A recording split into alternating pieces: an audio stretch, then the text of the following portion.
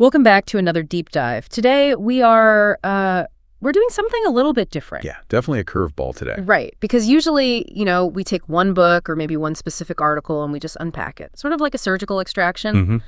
But today we are triangulating. We have a stack of sources sitting right here on the desk that, honestly, at first glance, they do not look like they belong in the same room together, let alone on the same desk. It is a really strange mix, isn't it? It feels a bit like a collision of totally different worlds. It really does, because on one side of the table, we have this terrifying, hard-nosed financial data from Stanley Druckenmiller. Right, the legendary investor. Exactly, the guy who broke the Bank of England, someone who literally just deals in cold, hard numbers.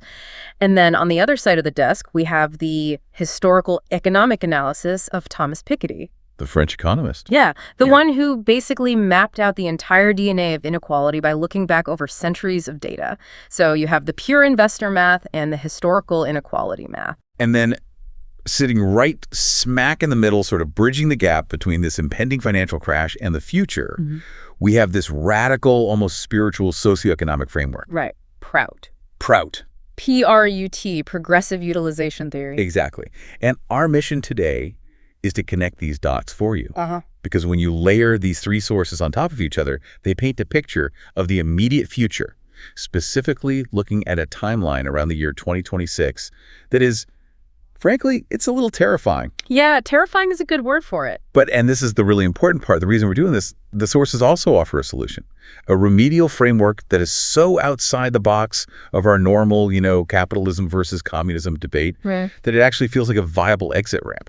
And that is exactly the key vibe for today's deep dive. We aren't just here to doom scroll through the financial data. Right. The 2026 cliff, that's a diagnosis. The inequality machine, that's the root cause. But PROUT is the landing gear. I love that analogy so much. We aren't just talking about the plane crashing. We are talking about how to literally build the landing gear before we hit the ground. Exactly. But before we can even get to the solution, we have to understand the sheer scale of the problem we're facing. And I want to start with a visualization from our notes that it completely broke my brain when I read it. The Caesar analogy. Yes, the Caesar analogy. I need you to walk us through this, because I think when people hear words like trillion, their eyes just glaze over. It just becomes abstract math. It really does. We completely lose any sense of human scale. Yeah. So let's ground it. I want you to imagine you are immortal. Okay. And you have a time machine. And you travel all the way back to the year 49 BC. All right, I'm there. I'm picturing the togas, the sandals. Julius Caesar is standing right there on the banks of the Rubicon. A massively pivotal moment in history. Yeah. Now, imagine that starting on that exact day, you start spending money. You spend $1 million. Okay. And you don't just do it once. You do it every single day. $1 million a day. Every single day. You spend $1 million on the Ides of March, when Caesar's assassinated. You spend $1 million every single day through the entire fall of the Roman Empire. Wow. You keep spending $1 million a day through the Dark Ages, the Crusades, the Renaissance. I'm buying a lot of castles at this point. You are buying literally everything. You spend $1 million a day through the Industrial Revolution, through 2 world wars, the invention of the internet, right up until you woke up this morning. That is just an obscene amount of spending. I mean, that has to be trillions of dollars, right? And that is the punchline. If you did that for over 2,000 years, spending $1 million every single day without fail, you still would not have spent $1 trillion. Wait, really? You wouldn't even be close. That's actually hard to process. It really highlights just how incomprehensibly massive a trillion actually is.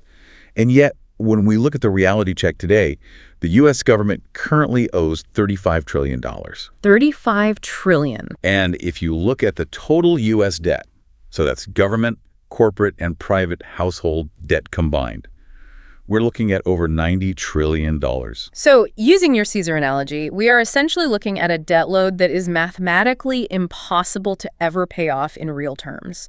We are spending Caesar's daily $1 million thousands and thousands of times over. Precisely. And this is exactly where Stanley Druckenmiller's warnings come into play. He isn't just looking at that big, scary 90 trillion number. He is looking at the velocity of the problem. The speed of it. Right. He calls it the 2026 credit collapse. And he's not saying this is a maybe or a worst-case scenario. He argues that this is a mathematical certainty based on 40 years of analyzing global debt cycles. He calls it the terminal stage. Terminal stage. I mean, that sounds like a medical diagnosis you never, ever want to hear from your doctor. Oh, you don't.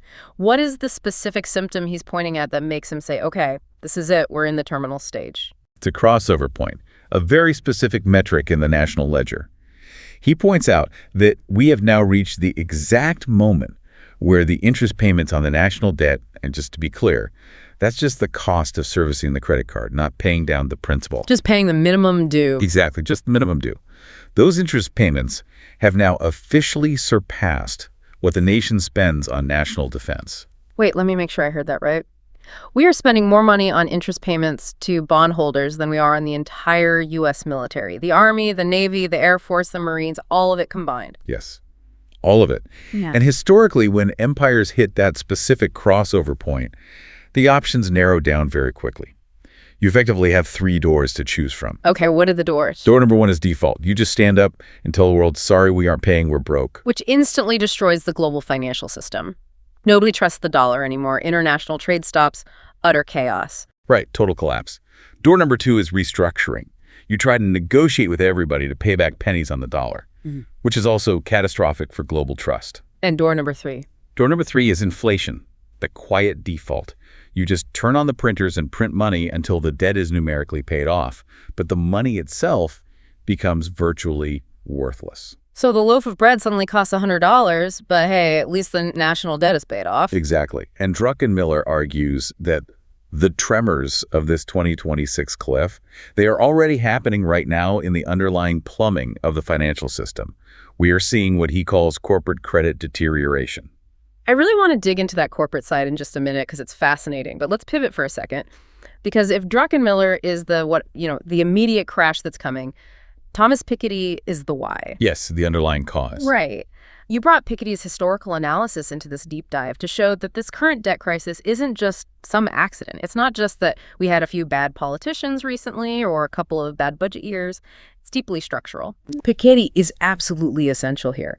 He changes the entire conversation from, oh, the economy is just having a bad day, to, no, the machine itself is fundamentally built to strip mine wealth. He looked at centuries of tax records and estate data going all the way back to the 18th century, and he found this incredibly simple formula that basically explains why the rich get richer and everyone else just drowns in debt. This is the famous R is greater than G equation. Correct. R is greater than G. The R stands for the return on assets. So that's stocks, real estate, bonds, factories, what you own. Right. And the G stands for economic growth, which generally dictates wages and the income of the working class. Piketty's data absolutely proves that over the long haul, historically, R is almost always significantly higher than G.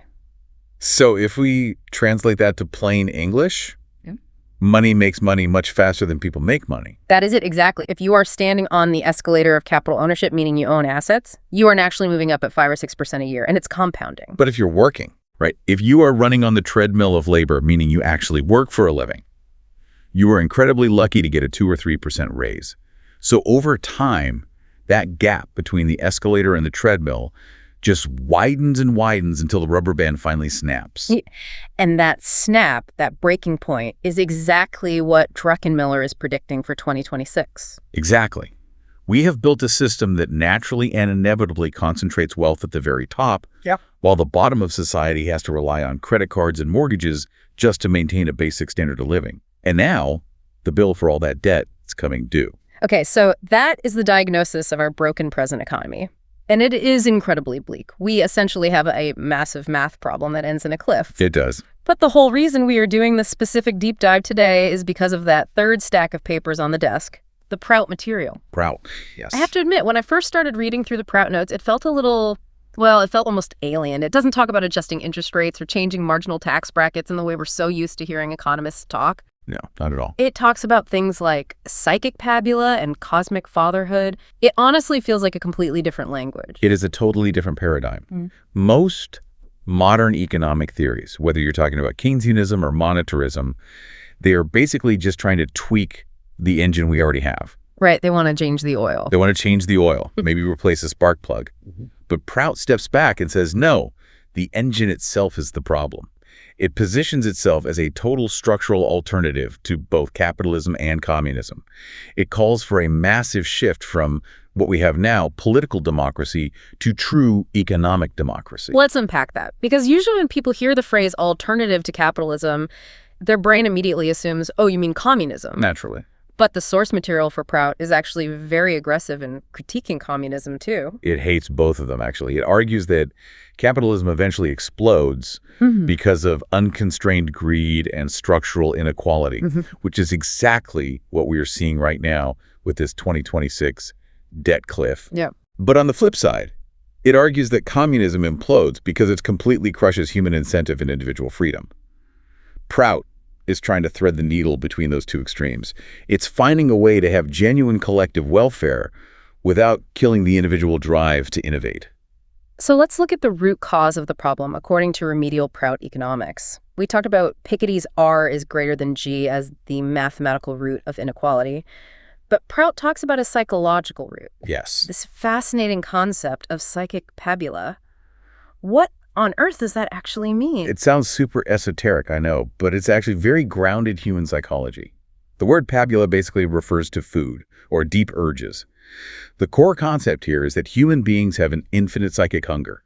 We have this absolutely limitless desire for mental and physical expansion. We literally always want more. I mean, that sounds about right for human nature. You get the nice apartment, then you want the house. You get the house, you want the bigger house. You get the big house, now you want a beach house. And then you want a private island. The hunger is truly infinite. But here is where the trap lies. We are constantly trying to satisfy an infinite psychological hunger with a strictly finite physical world. The material world is limited. Right. There is only so much usable land. There's only so much gold, so much oil, so much fresh water. So when you have infinite human greed colliding with limited physical resources, You get conflict. You get inevitable exploitation. PROUT argues that this fundamental mismatch is the true psychological root of capitalism.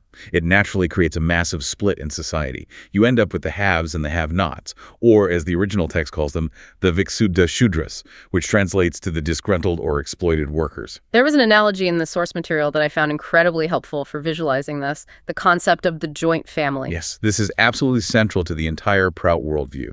It completely reframes how we view the planet. I want you to imagine the entire Earth, all the natural resources, the land, the air, the water, is a single house owned by a single family. Okay, so we are all just siblings living in this big house together. Exactly. The resources are our common patrimony. They belong to everyone by birthright. Now imagine one brother in this family decides to go into the kitchen and put a padlock on the fridge. Right.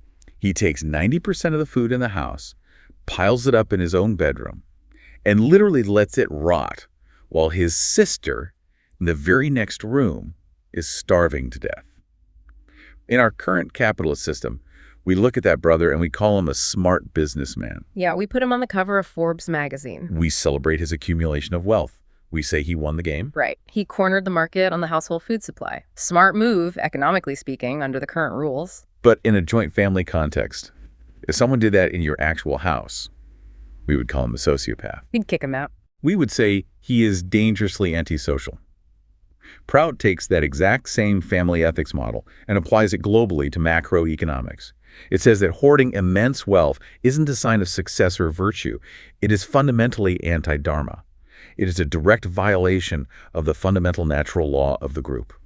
The text actually used a really strong quote here that struck me. Let me find it. Yeah, it said, "Can the system in which some roll in luxury while others shrivel up and starve to death bit by bit be said to have the support of Dharma?" It is incredibly powerful. It completely reframes economics from a cold game of numbers to a serious game of morality and justice. And interestingly, this connects right back to Druckenmiller's 2026 trigger. How so? Connect those dots for us. Well, just look at what major corporations actually did with the free money of the last decade. Interest rates were basically at zero for years. They could have easily borrowed all that cheap money to build new factories, hire more people, invent new products, essentially creating more food for the joint family. But they didn't do that. No, they didn't. Instead, they borrowed billions of dollars to buy back their own stock. Which really just makes the asset owners, the executives and shareholders richer. It's exactly like the brother taking out a huge loan in the family's name and then using that cash to buy a bigger, stronger lock for his own bedroom door. That is exactly what it is. They hoarded the capacity. And now that interest rates have shot up, the cost of maintaining that lock has tripled. That is the corporate credit deterioration Druckenmiller is warning about. These companies have all this massive new debt, but they didn't create any new productive capacity to actually pay it off. They didn't help the family grow, they just enriched themselves on paper. And this leads perfectly into the PROUT critique of our current political system. The sources make a really sharp distinction between political democracy and economic democracy. And I think most listeners assume, well, we live in a democracy, so we have a voice, we're good. What is the difference there? The source material is absolutely scathing on this point. It outright calls modern political democracy a puppet show. A puppet show. A puppet show. It argues that under the current system, yes, you have the right to cast a piece of paper in a box once every 4 years, but you have absolutely zero control over your actual economic destiny on a day-to-day basis. So you can vote for the president, sure, but you can't vote on whether your local factory gets shipped overseas or whether the price of your daily bread suddenly doubles tomorrow. Correct. The politicians are the puppets, and the capitalists or bureaucrats pull the strings. The text uses the example of India, which is incredibly illustrative. It notes that roughly 75% of the population there historically depends on agriculture. Right. So politicians show up at election time. They promise massive agricultural subsidies. They promise new roads. They promise schools. They get the vote from the farmers, and then they completely disappear for 5 years. The actual economic power remains tightly held by the wealthy capitalists who funded the political campaigns in the first place, not the poor people who actually cast the votes. It feels like a massive bait and switch. You get the ballot box, which feels like power, but you don't get the bread, which is actual survival. And PROUT argues very clearly that you simply cannot be a free citizen if you're starving. True democracy, which it calls economic democracy, requires that real economic power, the control over resources and production, is vested directly in the hands of the local common people. Okay, so let's pivot to the solution. Because we have thoroughly diagnosed the cancer here, we have infinite greed meeting finite resources, we have a mathematical debt cliff arriving in 2026, and we have a puppet democracy that can't fix it. Right. PROUT proposes remedial economics, and from the sources, it's clear this isn't just some vague plea to be nicer to each other. It is a highly structured system with specific pillars. Exactly. This is where we get into the actual nuts and bolts of building that landing gear. Let's start with Pillar 1, guaranteed minimal requirements. Now, when I first read this, my brain immediately jumped to Universal Basic Income, UBI, which is obviously a huge trendy topic right now in tech and politics. Is this just the PROUT version of UBI? It's similar in its ultimate intent, making sure people survive, but it's very different in its underlying philosophy and execution. The Sanskrit principle here is yugasya sarvanam na prayojanam sarvesam vidham. Which means? It literally means the minimum requirements of an age must be guaranteed to all by law. Right. Guaranteed by law. And what are those requirements specifically defined as? The sources define them clearly as food, clothing, housing, education, and medical treatment. The fundamental, non-negotiable building blocks of human life. Okay, but here is the devil's advocate question, and I think this is crucial because the PROUT material is so specific and adamant about this. If the government just gives me everything, if a truck pulls up and they drop a standardized box of food and standard clothes at my front door, isn't that just a dole? Isn't that basically charity or welfare? PROUT is incredibly specific about this distinction. It actually strongly hates the concept of doles. The text compares the act of handing out standardized food packets to a form of prison or outright slavery. That is really strong language. Prison, why? Because if I'm starving, honestly, I'll take the food packet. Because it completely strips you of your human agency. Think about it. Yeah. If I give you a predetermined food packet, I am deciding what you eat. I am dictating your standard of living. I am the master, and you are the dependent beggar. Ah, I see. PROUT insists on something different. It insists on guaranteed purchasing capacity. Okay, so the state ensures I have the actual financial means to buy what I need myself. Yes. The system ensures you have the money in your pocket to walk into a market and actively choose. Do you want to buy rice today, or do you want to buy chapati? Do you want to wear this blue shirt or that red shirt? It transforms the recipient from a passive beggar into an empowered consumer with freedom of choice.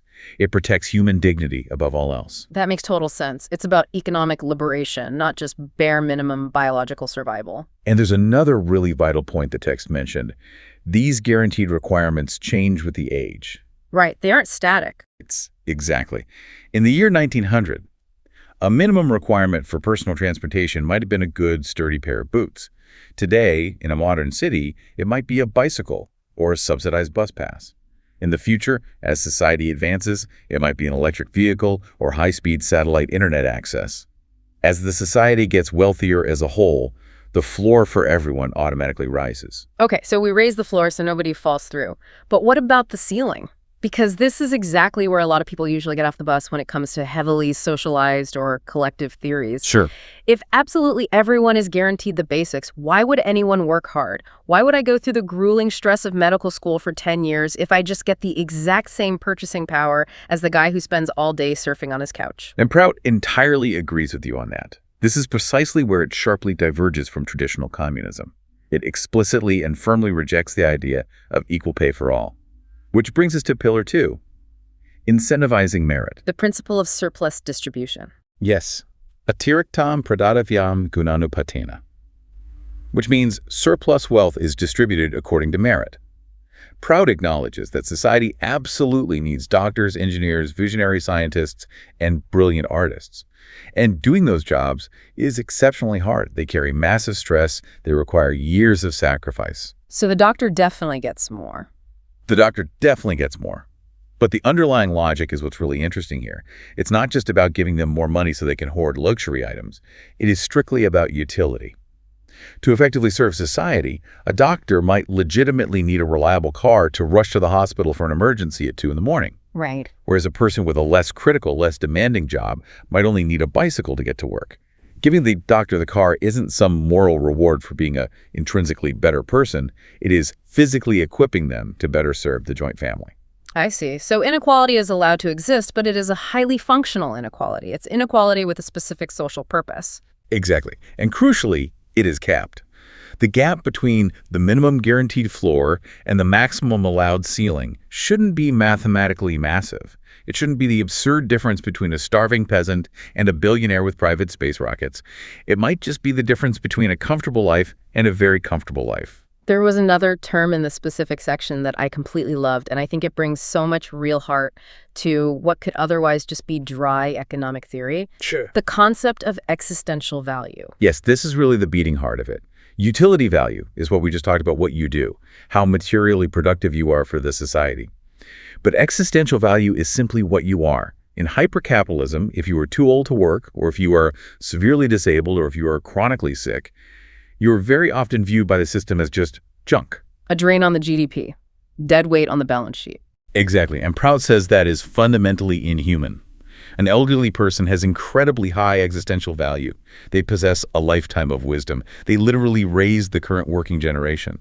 Even if they can't produce a single widget in a factory anymore, their mere presence enriches the entire family.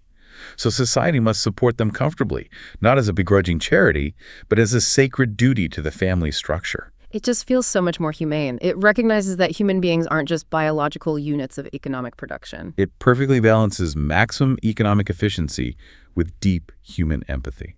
Let's move on to Pillar 3, because this one feels like a direct, head-on answer to Druckenmiller's Friesen plumbing scenario that's causing the 2026 crisis. Keep money rolling. The velocity of wealth, the explicit maxim in the text is, keep money rolling is as important as keep the wagons moving. Explain this concept of staticity for us, because staticity really seems to be the ultimate villain in the PROUT economic story. Staticity is literal death in economics. Yeah. I want you to imagine a very small town. A local farmer pays the town grocer $10 for a basket of vegetables. The grocer then takes that exact same $10 bill and pays the local weaver for a new shirt. Okay. Then the weaver takes that same $10 and pays the cobbler to fix his shoes. That single physical $10 bill just rapidly created $30 worth of real economic activity. Everyone in town is fed, clothed, and shod. Right. The money is rolling, it's doing work. No, imagine the alternative. The farmer gets that $10 and immediately buries it in a glass jar in his backyard. Or, translated to modern terms, a massive corporation takes its profits and puts it into a stock buyback or a complex derivative that just sits completely idle on a server. The grocer sells nothing, the weaver sells nothing, the cobbler goes out of business, the entire local economy just freezes solid. That is staticity. PROUT argues that the current systemic risk, the exact crisis Druckenmiller is seeing with the imminent debt cliff, is fundamentally caused because massive amounts of capital are being intentionally hoarded. It's all accumulating in these massive stagnant reservoirs of wealth at the very top. That's Piketty's R is greater than G phenomenon in action. Yes, the capital is immobile. It is absolutely not moving through the hands of the common working people to generate real economic velocity. So how do you structurally force the money to keep rolling? Well, psychologically, society has to start frowning upon extreme hoarding.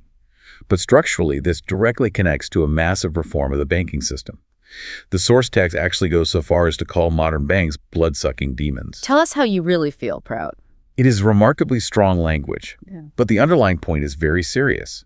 Banks very often act to extract wealth from a local community rather than actually facilitating local growth.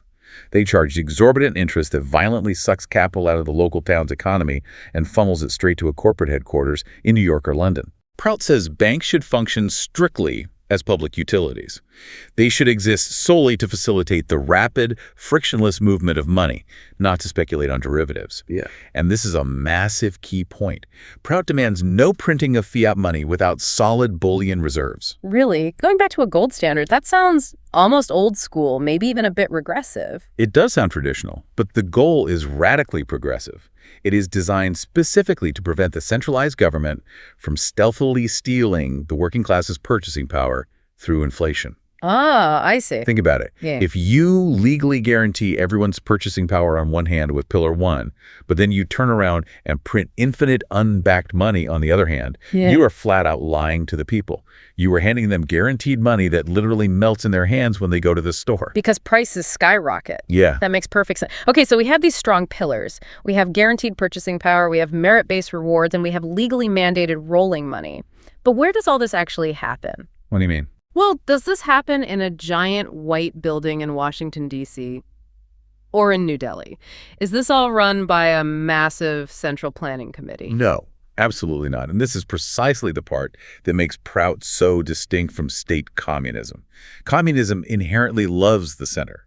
It wants every tiny detail decided by a distant Politburo. PROUT, on the other hand, entirely loves the periphery. This brings us to Section 3 of the framework. Economic decentralization. The text used this brilliant example of the Malta mangoes.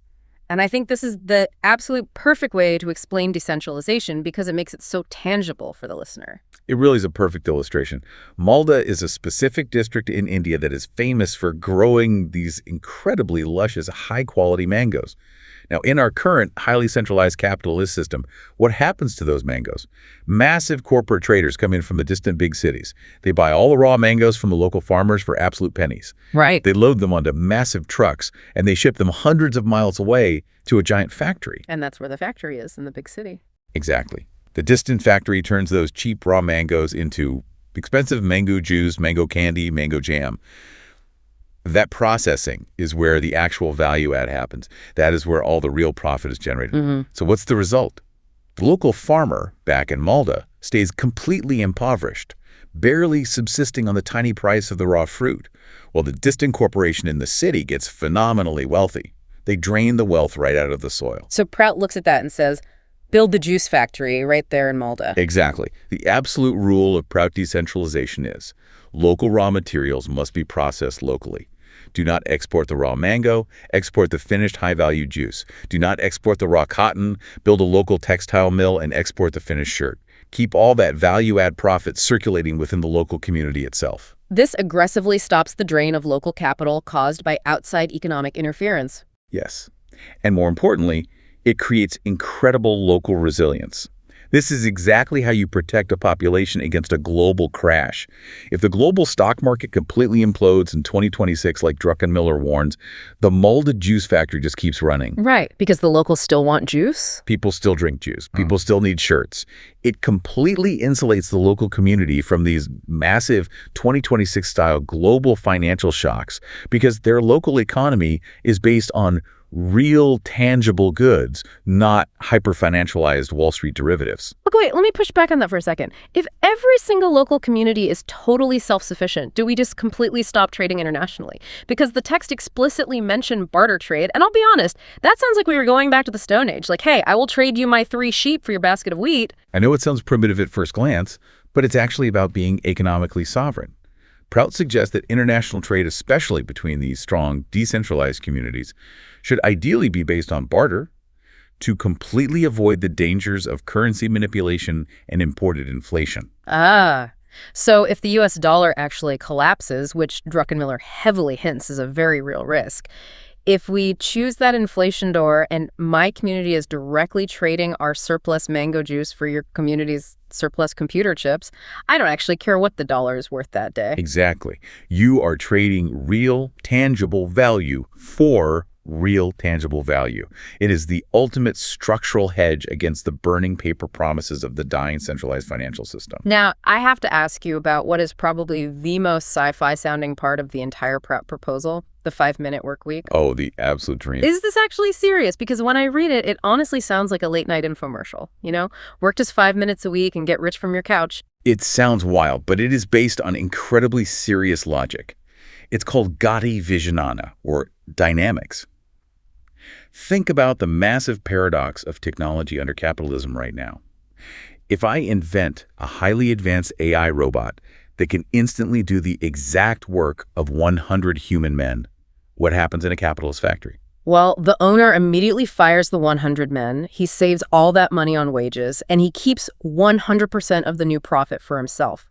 The 100 men are now completely unemployed, and they can't afford to buy anything. Right. So the amazing new machine actually just creates mass misery and poverty. Exactly. Under capitalism, better technology equals sudden unemployment and misery for the working class. Yeah. PROUT looks at that and says that is completely backward. In a collective joint family economy, if a new robot suddenly does the work of 100 men, those 100 men are still the collective owners of the factory. Right. So they absolutely do not get fired. They just work significantly less. They actually get to share the benefit of the automation. Exactly. If the machine can now do 90% of the heavy lifting, the humans only need to do 10% of the work to maintain the exact same standard of living. PROUT firmly predicts that as technology rapidly advances, mandatory working hours should drop drastically for everyone, from 40 hours down to 20, down to 10, and eventually, theoretically, to just 5 minutes a week for basic survival needs. But what do we actually do with all that massive amount of free time? Just sit around and eat grapes all day? This is the massive so what of the entire deep dive, and this is exactly where PROUT pivots from being just a clever economic theory to something much, much deeper. PROUT argues that the ultimate purpose of human life isn't production. It's not just making widgets. No, we aren't here to just toil in factories. The purpose of life is mental and spiritual expansion. Freeing up our psychic potential. Think about it. If you aren't constantly stressed out about making rent, if you aren't physically and mentally exhausted from grinding out a 60-hour work week just to survive, what does your mind naturally do? It explores. Exactly. It creates breathtaking art, it conducts brilliant science, it meditates, it writes poetry. Solving the basic bread and butter problems allows humanity to finally move away from basic physical survival and step into a phase of massive psychic and spiritual evolution.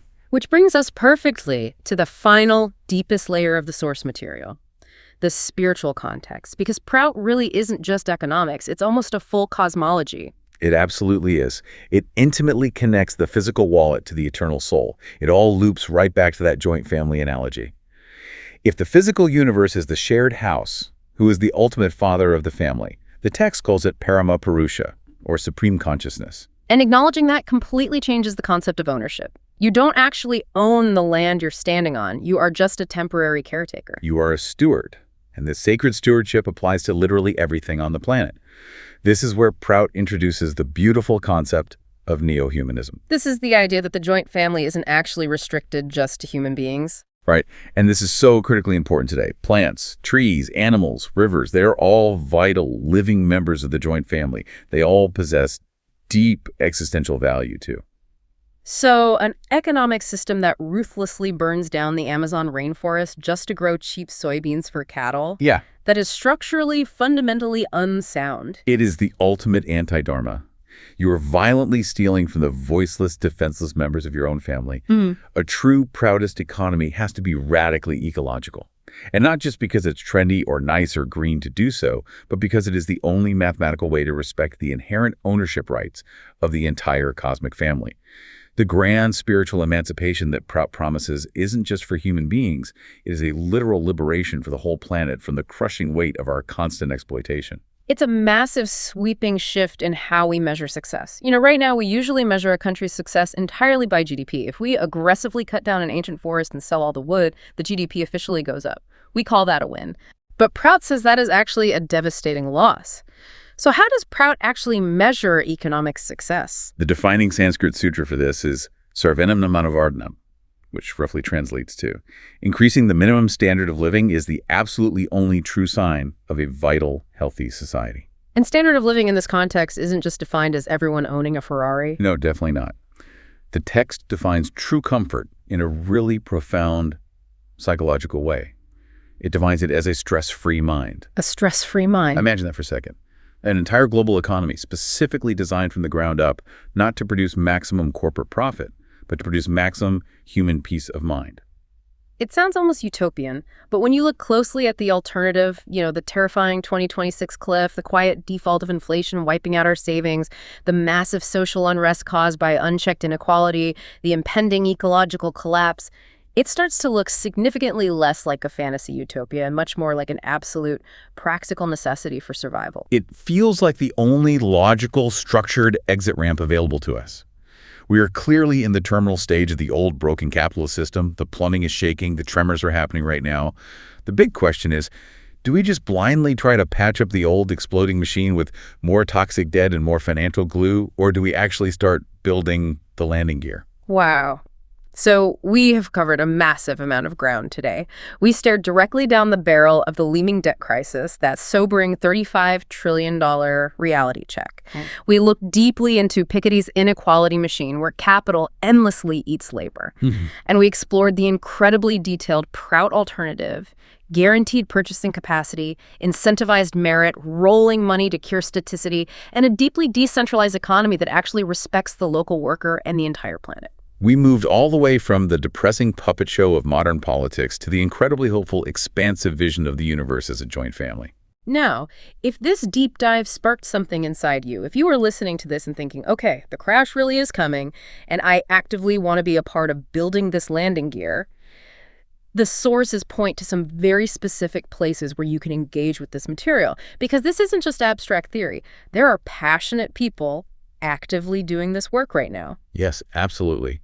For the deep dive into the actual texts, to really understand the complex mechanics of it all, you need to look for the PROUT Study Circle. They are the ones doing the hard work of keeping this profound knowledge rolling and expanding. And if you want to really grasp the philosophy, watch the video content, and see the brilliant visual explanations of all these concepts, you have to check out the Sadvipra's movement on YouTube. Sadvipra's movement. We will absolutely link both of those up in the description for everyone. Please do.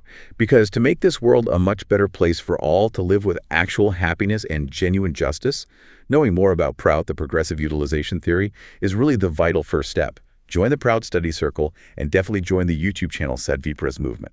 I want to leave you, the listener, with one final provocative thought directly from the source material. It is a quote that has honestly been stuck in my head all week while researching this. The authors wrote, "Depression is not a natural phenomenon. Pause is natural." That is so powerful. The big, unsustainable machine of infinite debt is finally slowing down. We are naturally heading for a pause. The ultimate question for you is this. When the music finally stops in 2026, will you be left holding on to worthless paper promises that are rapidly burning up in inflation, or will you be an active part of a community that recognizes the entire universe as a joint family? The choice between pursuing private profit and ensuring collective welfare might very well just be the ultimate choice between our extinction and our evolution. That is going to do it for this deep dive. Keep your money rolling, keep your mind open, and we will see you next time. Thanks for listening. Goodbye.